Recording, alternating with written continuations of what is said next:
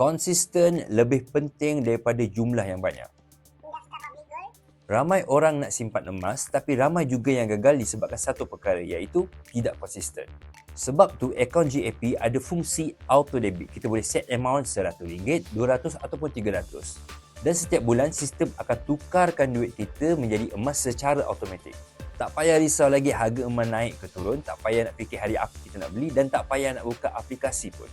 Konsisten itu lebih penting daripada jumlah yang kita akan simpan. Sebab kekayaan bukan datang daripada sekali kita beli banyak, tetapi daripada pengumpulan perlahan yang kita tidak sedar. Auto debit bantu kita untuk disiplin, tersusun, selamat daripada terbelanja dulu baru nak ingat simpan, dan yang paling penting sekali, kita sedang bina tabiat keuangan yang paling kuat.